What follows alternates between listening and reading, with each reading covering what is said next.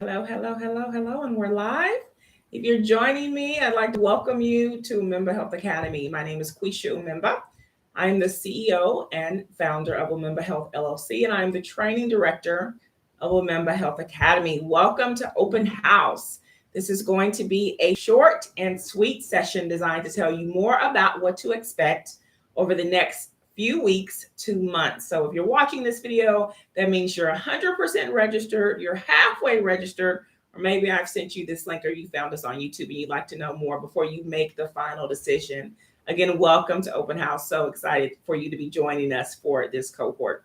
So I've got a few things that I want to share with you. And of course, I'm going to open up the floor for Q&A if there's any questions or comments that are put into the chat box. If you're watching, even if you're watching the replay, go ahead and put any comments or questions that you have in the chat box and let me know so I can hopefully clarify some things for you. I don't want you to have any anxiety about starting the course. This is a fun time. You should be excited. I'm super excited. I get just as amped about teaching and sharing as I do you guys learning from us, because I feel like I always learn just as much from my students. I'm going to pull up my notes here on the screen because I want to make sure that you get all of this information. And you're not going to get everything. You're not going to get the nitty gritty, right? You're going to get those things on the first night of class when we do orientation with your instructor. Hi, LaQuinta. So good for you. Good for you to be joining us today. So you know who I am. Let me tell you the mission of Umemba Health Academy. Hopefully you have read the student catalog by now and you know what the mission is, but let me just provide that statement for you in the event that you don't. So the mission of Umemba Health Academy is to elevate the multidimensional skill set and the frontline workforce through competency-based instruction. And so UHA, as of today, as of January 29, 2022, is just a virtual campus for community health workers, community health worker instructors primarily, and other frontline health professionals also. So I do have students that are medical assistants or maybe they're pharmacy techs.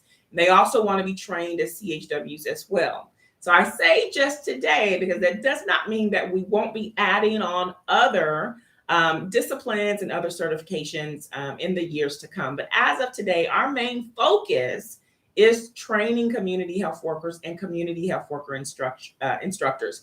And we do that through competency-based instruction. So you're probably wondering, okay, what is competency-based instruction? It's basically a method of teaching and assessing learners. It's also described as experiential learning, also is really kind of the underpinning of competency-based instruction. And essentially it means you're going to learn by doing and reflecting on that experience. So we do a lot of role playing, a lot of case studies, a lot of simulations, a lot of, talking about things that you will experience, things that hopefully you will witness and experience in the real world. And so if you've been following us for any amount of time, if you've read the student catalog, if you've read our training philosophy and things on the main Umemba Health website, you know that that's really, really important to me, that you quickly achieve results that you can easily replicate in the real world. And so that's why we focus on competency-based instruction.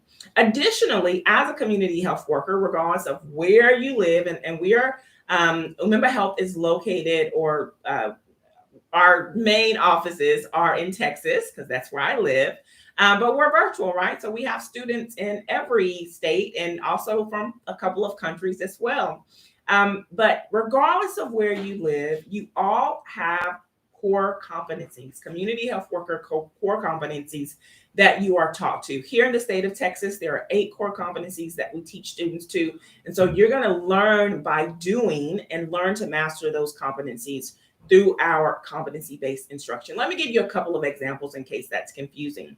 So if you're a community health worker, to master the competency of communication skills, you may be asked to role play conducting a patient intake.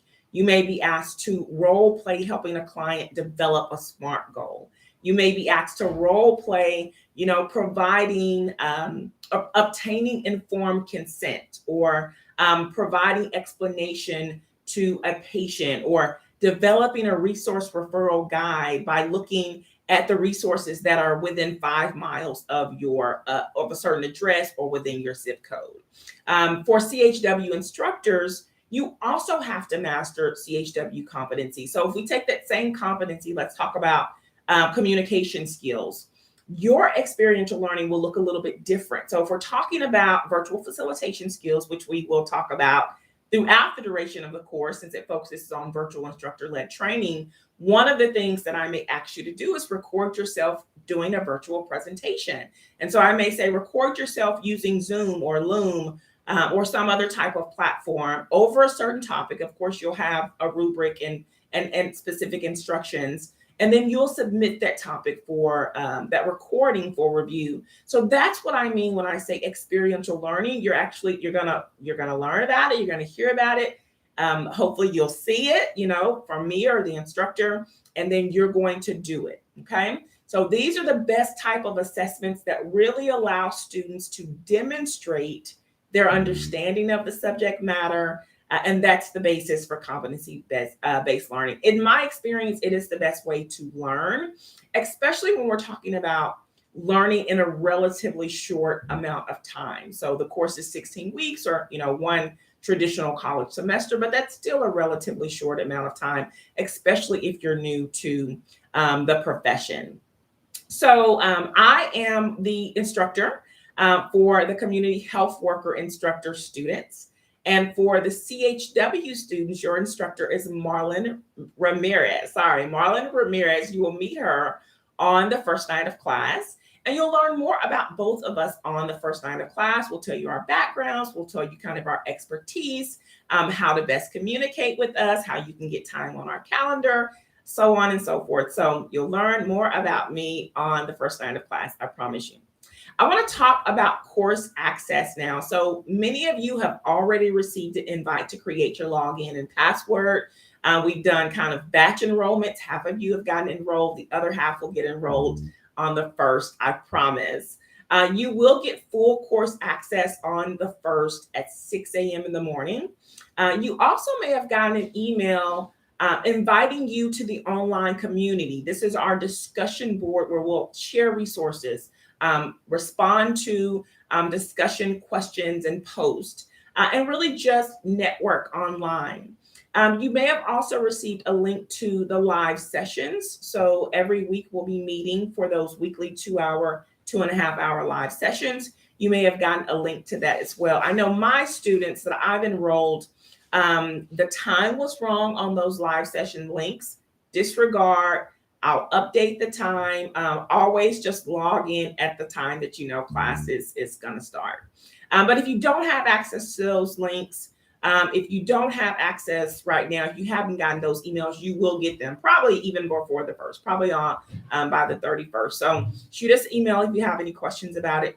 The platform that we use for our virtual class, for the virtual campus, is Umemba Health. Umemba Health Academy. It's a new Zenler platform, and we're going to be providing a live tutorial of the Umemba Health Academy new Zenler platform on the first night of class. So don't worry about that. I think it will be pretty explanatory because I do have a how to navigate through the course video, which will probably answer most of your questions anyway. So that's a lot of information, and I hope you're taking notes. If not, you can go back and watch this video. I have about 10 things or 10 tips that I want to share with you for you to have the most success in this course. And this is my 3rd semester now offering these certification courses, and I continue to learn, as do my students, every semester. And so these 10 tips will really help you, off to a good start, but also to remain successful throughout the course. Hopefully by now you have read the student catalog. Of course, many of you have already been through the registration process 100%. So you are aware of many of the policies. I'm not going to go over any of those policies in this particular session, but you're responsible for understanding those policies, right? So I want to make sure that you have your student catalog. It's always online where you can download it. And most of the questions you may have about Umemba Health Academy in general, and certainly the course, are going to be in there. But let's start with the 10 tips now. And I don't see any questions in the chat, so we'll just keep forge it along. Tip number 1 for success: communicate your needs early. I actually wanted to make this tip number 1 through 10. Okay. If you are struggling, if you are juggling a lot, if you are falling behind, if you don't understand a homework assignment, if you need special accommodations, if you're going to miss a class, because we all have busy lives, right? Anything at all, communicate that with your instructor. Communicate that early. Do not allow yourself to fall behind, to miss assignments, to miss too many classes consecutively, because it is difficult to catch up and you're going to miss valuable instruction that's really going to be important for you. Again, a lot of what we're doing in those classes is real world skills. And so you really want to be present. You really want to make sure you stay on top of your lessons. Tip number 2, please, please, please, conduct yourself professionally at all times. I really haven't had to have an issue with this, but I wanted to make sure that I put it at the top of the list because it's very important. Everybody is coming from different walks of life. I've had students that have been in prison. I've had students that have been victims of crime. I've had students that don't necessarily identify with the gender that they've been assigned to at birth. And so we address people how they want to be addressed in class. We respect everyone how they want to be respected. We not just respect, but we celebrate those differences. We celebrate individuality because we have to do that with the clients that we serve. So I want you to practice that in class because that's a really good indication, a good mirror of how you're going to be, the type of CHW you're going to be when you start your practice. Tip number 3, take advantage of every professional development opportunity that we offer or that any other organization offers. I cannot stress that enough. I believe in continuous growth and learning. So if we're offering workshops, whether they're free or paid, if you can afford, then take advantage of those. But we also have partners. There's other organizations, both health related and public health related, that I certainly recommend you take advantage of those professional development opportunities if you can. Tip number 4, participation is not encouraged. It is mandated. Okay. You have to participate. I'm going to talk about how we're grading you here in just a bit, but you have to participate. In fact, webcams are used in our virtual classes 90% of the time. And so I say that because there's going to be times where I'm like, guys, I have Zoom fatigue. I really can't be on screen tonight. And I'll say, everybody turn off your cameras. We're all going to be off camera tonight. There will be times when, you're coming in late from work and you need to eat. Well, we don't want to see you eat because it makes us hungry, right? So turn off your camera, eat your dinner. If your kids come in the room, definitely turn off your camera for that, deal with them, and then turn it back on. I have a student last semester. I always made fun of her because when her husband came home every day, he would come in and he would give her a kiss. And every time I didn't see him at a certain time, I'd be like, where is honey? I'm so used to getting my smooch. I want to see that kiss.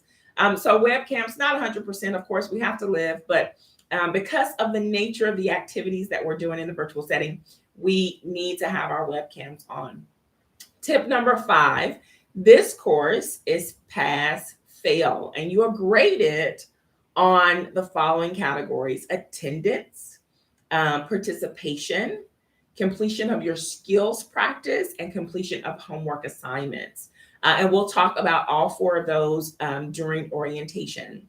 Now, you're not graded on field experience hours, but you still must complete 40 hours. So that leads us to tip number 6. If you need an internship, start looking now. And I say if because some of you are already working as community health workers.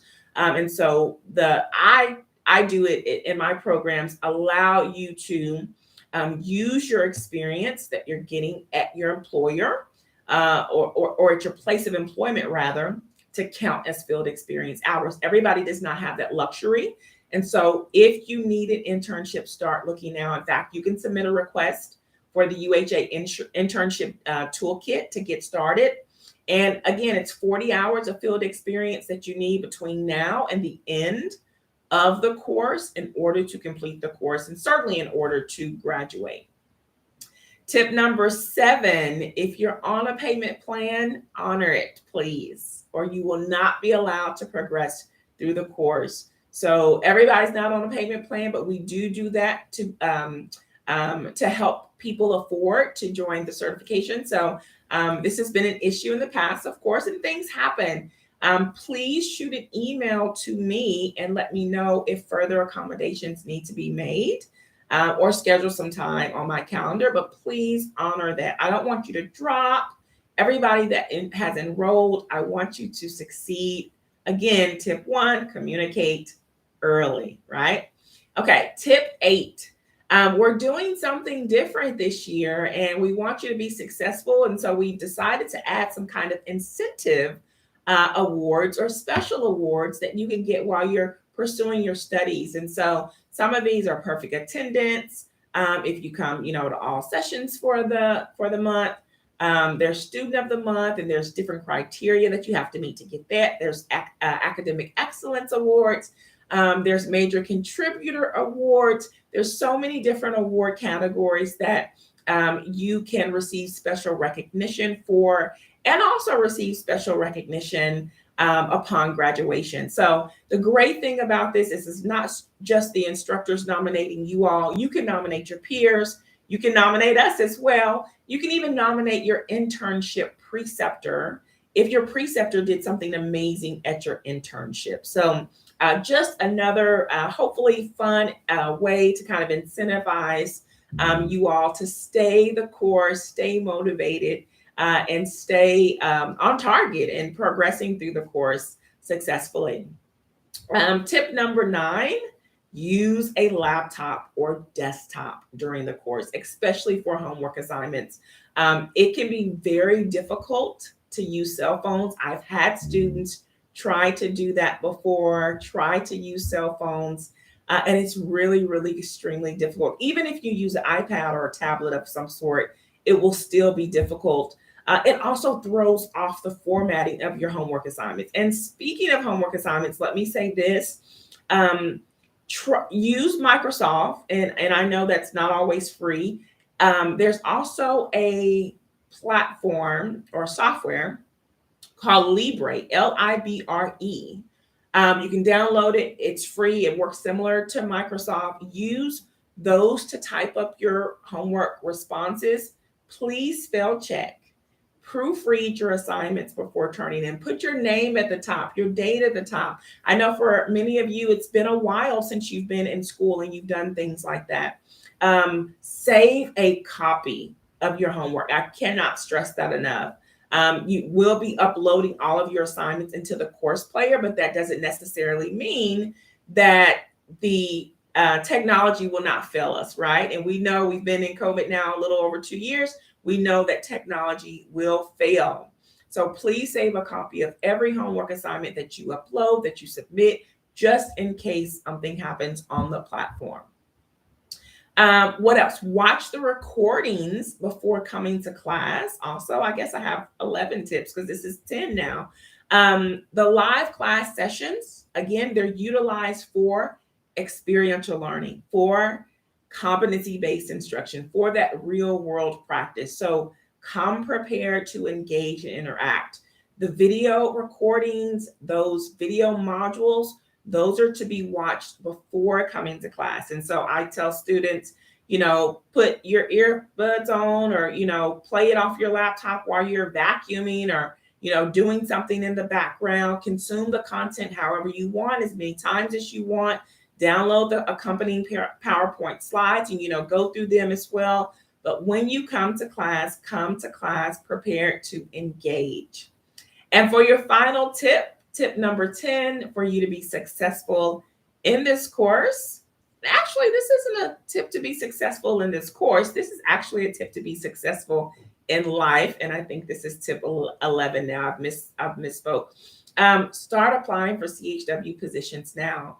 If you're not working as a CHW, start applying. If you are working as a CHW and maybe you're interested in moving or a promotion or something like that, start doing that now. I've had plenty of students that have gotten jobs while they were in the program. I've had students that have gotten jobs after they have gotten in the program, but they actually hadn't applied with the state to get their actual certification. So it's not too early to start applying for positions now. All right, so I've went over introductions somewhat, course access. We've talked about competency-based instruction and the mission of a Mental Health Academy. There are no questions as of right now in the chat, but I'm sure there may be some that come in later. I hope you found this short, sweet session valuable and informative. And you're going to get a lot more information during orientation for the first night of the live class. So I look forward to seeing all of you then. Take care. Until next time.